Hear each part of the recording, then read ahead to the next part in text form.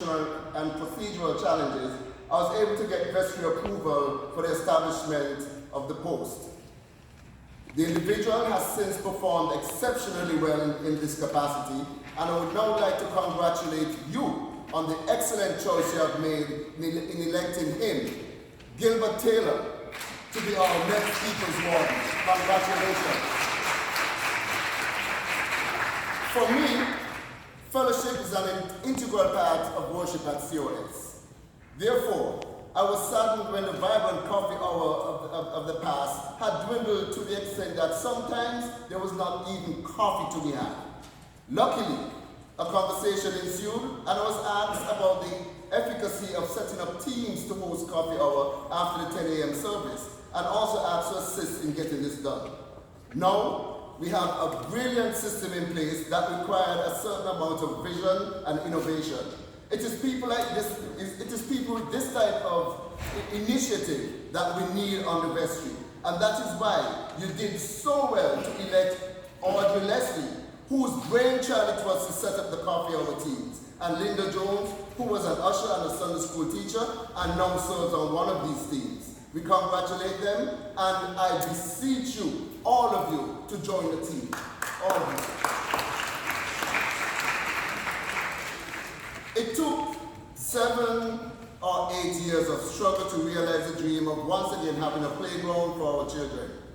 Some people would have preferred to equip a video game room, but others of us maintained the tenacity to see the playground project through. Finally, I got vestry approval for the COS Men's Organization to proceed with the funds that we had on hand, and we recently had a groundbreaking ceremony for this invaluable asset. At the helm of this organization is none other than Adu Davis, who you have just fittingly elected to the vestry also. Congratulations. In order to ensure that the election process and the subsequent terms of offices continue to work in the church's best interest, I authored 2 amendments to the bylaws. The first one is to ensure that never again can anyone be disenfranchised as a consequence of the executive's postponing election meeting.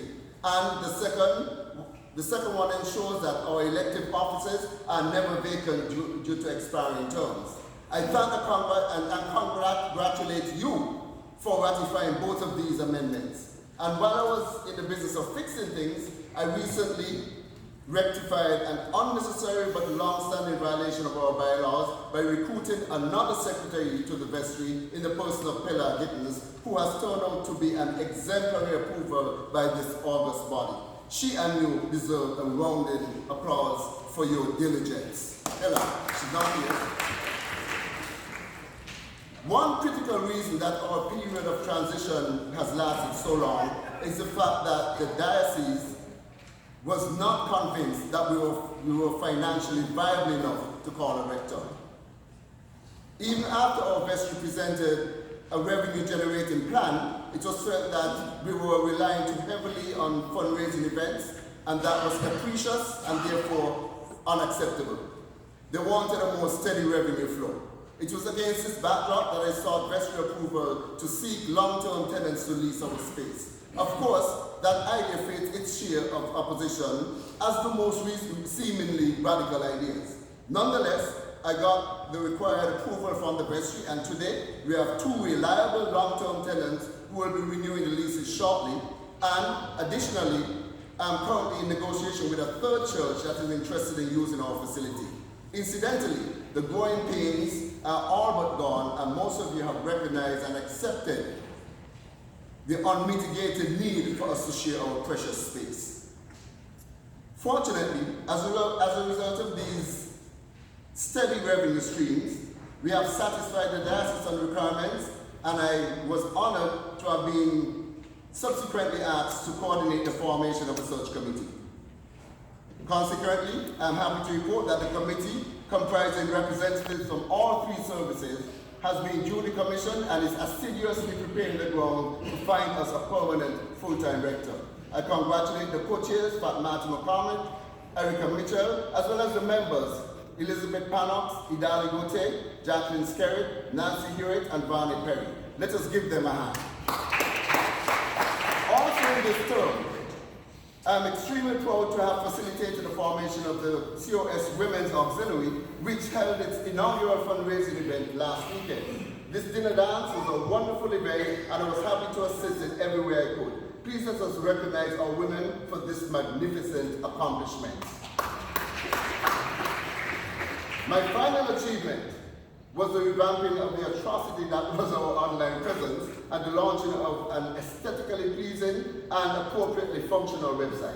Those of you who have not yet done so, do check it out at episcopalcos.org.